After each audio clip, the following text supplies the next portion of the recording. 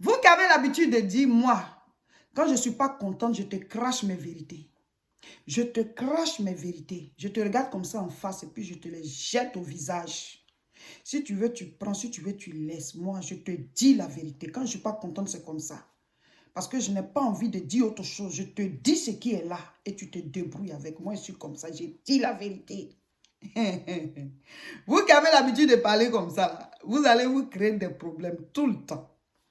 Vous serez toujours en train de réparer des dégâts, les dégâts de votre langue, les dégâts que votre bouche crée sur votre chemin. Vous serez toujours en train de les réparer. On ne vous dit pas de mentir, hein, mais ce n'est pas toutes les vérités qu'on dit. Ce n'est pas toutes les vérités qu'on crache à tout moment aux gens. Vous allez vous attirer des ennuis. Vous allez vous créer des problèmes. On ne vous dit pas de mentir parce que le mensonge, là, c'est un péché. Et la Bible dit, les menteurs n'iront pas au ciel. Mais Dieu te recommande de te taire. Tais-toi, garde ta langue en bride. Il y a des choses même que Dieu sait, mais il ne dit pas pour l'instant. Parce qu'il y a un temps où il va le dire. Et il y a une manière de le dire. Jésus-Christ, quand il prêchait, ce n'est pas toutes les prédications qu'il faisait de manière ouverte. Pourtant, il est la vérité. Il dit, je suis le chemin, la vérité et la vie. Tu n'es pas plus vérité que Jésus-Christ. Moi-même, je ne suis pas plus vérité que Jésus-Christ. Mais il y a des prédications qu'il préférait faire en parabole. C'est-à-dire, il raconte une histoire. Et puis chacun écoute et puis chacun sort la leçon. Parce que s'il voulait cracher la vérité là comme ça aux yeux des gens, là, on allait le crucifier avant le jour. On allait le crucifier. Il était venu pour ça, hein, mais il y a un temps. Il y a un temps où on devait le crucifier. Il ne devait pas mourir avant ce temps-là. Donc quand vous êtes là, vous crachez la vérité aux gens là, on va vous crucifier. On ne dit pas qu'il faut mentir. Faites bien la différence. Mais il y a des situations où il faut se taire. Il y a des secrets qu'il faut garder. Il y a des choses qu'il faut garder en soi-même. Parce qu'il n'est pas bon de le dire. Tout le monde sait, mais toi qui vas le dire là, tu vas t'attirer des ennuis. Pourtant, tout le monde savait. La personne même à qui tu as dit là, elle sait. Elle sait que ce que tu dis est vrai. Mais ce n'est pas bon à dire. Ce n'est pas bien de le dire. Il faut parler avec sagesse. Il faut reprendre les gens avec sagesse. Il faut chercher à régler les problèmes avec sagesse. Parce que la vérité crue là, souvent ça détruit. Ça va te détruire toi-même parce que tu vas regretter. Ça va détruire des gens autour de toi et tu seras toujours en train de ramasser les morceaux. On ne dit pas de mentir. Nous, quand nous prêchons, nous ne mentons pas. Nous disons la vérité. Mais il faut savoir le dire pour que le peuple se remette en cause et que les gens viennent à Dieu. Mais quand tu es tout le temps en train de dire des choses aux gens, leur jeter certaines choses à leur visage, mais tu t'attires des ennemis. Tu t'attires des ennemis, tu crées des problèmes partout. Voici l'histoire de cette jeune dame. L'histoire est triste parce que elle a perdu son fiancé à cause du manque de sagesse dans le langage, dans la manière de s'exprimer. Alors, l'histoire dans le fond, c'est elle qui avait raison. Mais la manière dont elle a réglé le problème a fait que elle a perdu l'amour de sa vie. Elle dit que le monsieur et elle, ils se fréquentent, je ne sais pas si ça fait 2 ans ou bien 3 ans. En tout cas, ça ne fait pas 4 ans, ça ne fait pas aussi longtemps que ça. Donc, ils veulent se marier. Donc maintenant, ils commencent à la présenter voilà, autour d'elle et tout ça. Et ils avaient un repas entre collègues. Et chacun devait faire venir sa femme pour que tout le monde puisse se connaître, manger ensemble. Et elle dit que depuis qu'ils sont fiancés, son fiancé là est tout le temps, depuis qu'ils se sont rencontrés en tout cas, il est tout le temps en train de dire, j'aime pas quand tu mets trop de maquillage. Parce qu'elle a dit qu'elle aime beaucoup se maquiller, elle aime beaucoup les trucs, voilà. Elle est un peu surchargée souvent, voilà. Son mari dit, je veux que tu mettes juste un peu, mais elle aime quand même mettre beaucoup. Et elle dit que c'est là qu'elle se sent bien, sent une certaine personnalité et tout ça. Mais lui dit que ça le dérange, que tu mets trop de maquillage, voilà. Une femme doit s'entretenir, c'est vrai, voilà, souligner un peu sa beauté, tout ça. Mais elle en met trop, bon, selon son fiancé. Donc, elle dit que le repas qu'il devait faire avec ses collègues-là, chacun a fait venir sa femme et tout. Les femmes aussi ont invité leur mari, c'était un grand repas. Et son mari, ce jour-là, son fiancé, c'est lui qui a manqué en première position de sagesse. C'est lui qui a manqué de sagesse en premier. Elle dit que quand elle est arrivée, puis elle s'est assise à table, puisque eux, c'était leur travail qui les avait invités. Donc, les épouses et puis les maris devaient venir rejoindre les gens. Donc, ils sont venus les rejoindre, chacun s'assoit à la place, à côté de son partenaire. Elle dit, quand elle s'est assise là, son fiancé, elle a commencé. Tu as encore mis beaucoup de maquillage, comme ça, devant les autres. Tu as encore mis beaucoup de maquillage. C'est quoi ça? Je t'ai dit que ça ne me plaît pas. Voilà qu'aujourd'hui, je t'ai invité devant mes amis. Les regarde comment tu en as mis trop. Donc elle dit, elle était toute honteuse, elle a rougi, tout ça. Elle était vraiment mal à l'aise. Et au lieu de se taire pour gérer son mal autrement, alors elle a commencé, elle a pété les plombs, quoi. Elle a commencé, mais qu'est-ce qu'il y a? Qu'est-ce qu'il y a ici encore? Tu vas me parler de ça. Toi, ta maman ne se maquille pas.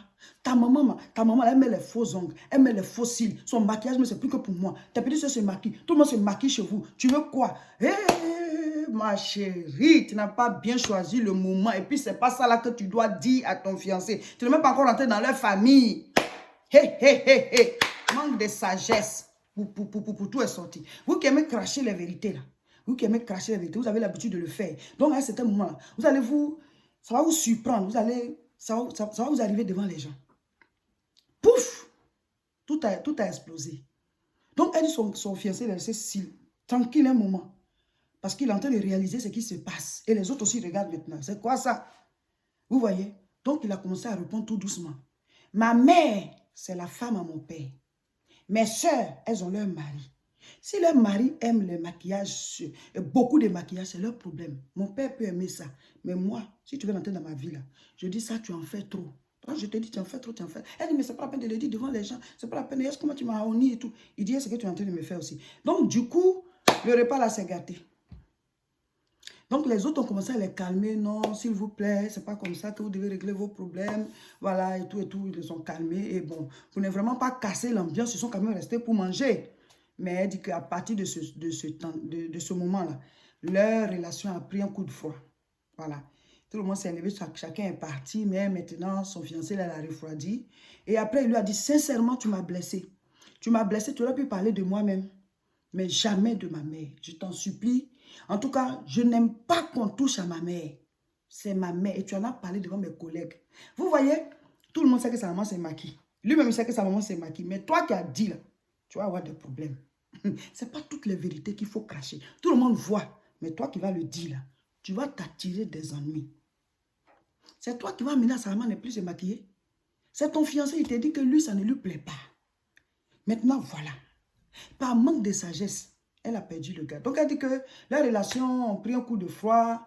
Bon, ils continuaient de se voir, hein, mais il n'était plus comme avant, il était un peu glacé.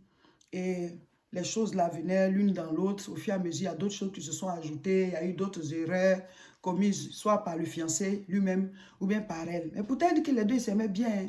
C'est pour ça aussi que quand vous êtes avec quelqu'un, vous devez beaucoup prier. Vous devez prier pour que les circonstances soient en votre faveur. La Bible dit que Dieu est le maître du temps et des circonstances. Et donc aujourd'hui, ils ne sont plus ensemble. Ils ne sont plus ensemble. Le gars, il a rencontré une autre personne. Elle est toujours là, elle attend. Bon, elle travaille, elle a sa vie, hein, mais elle veut quelqu'un dans sa vie. Vous voyez? Donc tout le temps, elle repense à cette situation. Elle dit, bon, quand même, il m'avait honni, hein. Il m'avait aussi honni. Mais ce qu'elle ne devait pas faire, soit elle ne devait pas répondre, ou alors parler, mais tout doucement, pour dire, ah, chérie, on peut en parler après, tu vois. Lui dit, bah, tu vois, j'ai un peu honte, ça me gêne. Ça aurait brisé son fiancé. Elle a dit, c'est vrai, je te demande pardon. Mais pouf, pouf, pour toi, tu es monté plus que lui, rentré dans sa famille. Et je veux profiter de la circonstance là pour parler au couple. Souvent, quand vous vous chamaillez, vous avez des querelles. Pourquoi vous vous insultez jusqu'à insulter les parents? Insulter, c'est pas moi. Tes parents sont pauvres. Toi, tu es qui? Tu es sorti d'où? Ta mère n'est pas sorcière. Ton père n'est pas sorcier. Toi, on ne t'a pas maltraité avant. Ta maman n'a pas été divorcée. Des choses comme ça, c'est très grave. Le manque de sagesse dans les paroles, ça détruit. La Bible dit, la mort et la vie sont au pouvoir de la langue. Quiconque l'aime en mangera le fruit. Ça dit là, la soeur, elle a mangé le fruit de sa langue. La mort. Ça n'a pas produit la vie, ça a produit la mort. Quand on dit la mort, là, c'est pas que forcément tu vas tomber, tu es mort toi-même. Mais ça peut tuer quelque chose. Ça peut entraîner la mort de quelque chose. Et donc ce langage, cette manière de parler, où on aime cracher la vérité, là, voilà. Ça a tué son mariage. Ça a tué ses fiançailles. C'est vrai, le monsieur aussi, il a déconné. Mais vous savez, certaines personnes, bon, elles sont comme ça. Si tu veux te marier à elle, petit à petit, tu dois apprendre à supporter ça. Et après, la personne va changer. Voici aussi l'histoire d'une dame qui a perdu son poste. Un bon poste qu'elle aimait, elle était bien payée et tout. Mais elle dit que maintenant, on l'a mise voilà, dans un autre service, loin de la formation qu'elle a eue. Alors, qu'est-ce qui s'est passé? Elle dit qu'elle est secrétaire, voilà, assistante, voilà, d'un directeur. Et donc, elle travaille tellement bien, son directeur, là, il l'apprécie bien. Mais c'est quelqu'un qui aime beaucoup plaisanter, qui aime rigoler, qui aime dire des choses. Voilà, il est patron, hein, mais c'est sa personnalité, il est comme ça. Donc, elle dit que elle, son mari, c'est un monsieur très sérieux. Voilà, il ne vagabonde pas. Voilà, il n'a pas de conquêtes. En tout cas, selon ce qu'elle sait. Que chaque fois, quand il quitte au travail, il vient la récupérer, ils s'en vont. Voilà, le matin, c'est lui qui la dépose. Même à midi, il vient la chercher, ils s'en vont manger, tout ça. Là. Vraiment, Dieu l'a béni, Dieu l'a béni, elle a eu un mari sérieux. Mais son patron, ce n'est pas le cas. C'est le genre attiré sur tout ce qui bouge. Il est patron, il a tout le temps des filles qui viennent au secrétariat là, voilà, pour le voir, ça rentre là-bas pendant des heures et tout ça. Il dit, il ne faut pas qu'on le dérange et tout. Ou alors, quand elles viennent, il part. Voilà, c'est son entreprise, c'est lui le chef. Et donc, il part et puis voilà, après, il réapparaît. Mais sa femme ne doit pas savoir parce que sa femme aussi vient souvent dans le service. Elle et puis les autres doivent faire, voilà, d'une manière à chaque fois cacher les trucs du patron. Donc, elle dit que son patron se moque de son mari à elle. Que c'est qui ce gars-là? Tu as une seule femme, tu es toujours avec elle, tu viens la déposer, tu viens la chercher, vous partez manger même à midi, même entre midi et 2 encore, il vient te chercher. Et c'est quoi ça? Donc, il a surnommé la dame. La seule chose, c'est comme ça, qu'elle est la seule chose de son mari, il n'a pas quelque chose ailleurs. Donc, elle a dit qu'elle, ça ne lui plaisait pas. Surtout que c'est dans le cadre professionnel. Il ne faut pas qu'on ramène sa vie privée, mais c'est son patron aussi. Donc, elle supporte, elle supporte, elle supporte. Chaque fois qu'il vient comme ça, il dit son nom, puis il dit, ah, la seule chose, et puis il vient, puis il dit, il est là. Donc, elle dit qu'elle elle a approché pour dire, ben, patron, moi, j'aime pas trop parce que ça, c'est ma vie privée. Quand vous m'appelez comme ça, les collègues rigolent et tout ça. C'est comme si on exposait un peu mon mari. Il dit, oh, ça, c'est rien, ça, allez, va faire ton travail, ça, c'est rien.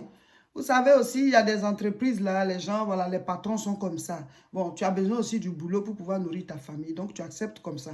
Mais elle dit qu'elle, chaque fois, ça montait, ça montait. Et elle est du genre à cracher ses vérités aussi. Comme c'était son patron, jusqu'ici, elle ne disait rien. Mais elle dit qu'un jour, ah, c'est monté jusque-là.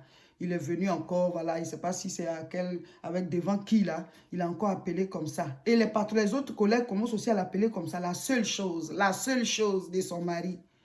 Bon, quelque part, elle ne devait même pas s'énerver parce que c'est un bon témoignage. Et les autres que leur mari trompe là. Mais elle dit que vraiment, ça ne lui plaisait pas. Et donc, un jour encore, elle aussi, elle a pété les plombs. Et quand son patron a dit comme ça, la seule chose de son mari, elle a dit, et toi, le mari de plusieurs. Et, ma chérie, ce n'est pas toutes les paroles qu'on crache. Donc, elle dit, et toi, elle n'a même plus dit vous-même, mari de plusieurs. Et puis après, c'est ressaisi. Le patron l'a regardé comme ça. C'était fini. Elle avait perdu son patron comme ça. Elle dit, il allait rentrer dans son bureau, il a fait 2 minutes là-bas. Après, il est sorti, il dit, quand on essaie de mettre les gens à l'aise, ils ont une manière, ils ont une manière de monter là, que lui va mettre fin à tout ça. Les choses vont revenir dans l'ordre. Et c'est fini. Ça a commencé comme ça.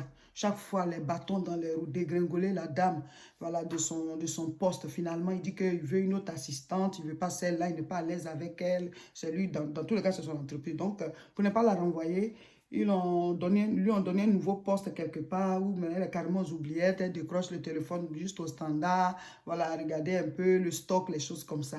Et donc, elle n'a plus tous les avantages qu'elle avait en tant qu'assistante. En tout cas, elle a trouvé des raisons professionnelles, hein, mais elle sait que la vraie raison, là, c'est le fait qu'un jour, elle lui ait craché cette parole.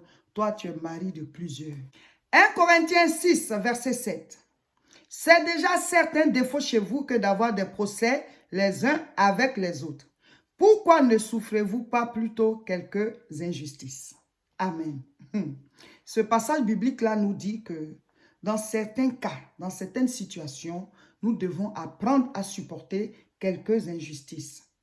Forcément, il faut qu'on passe par là. Jésus-Christ est mort, ce n'est pas parce qu'il était coupable, mais il a payé pour nous. Des circonstances peuvent arriver où on t'écrase, ou alors on te honnit publiquement, on t'expose.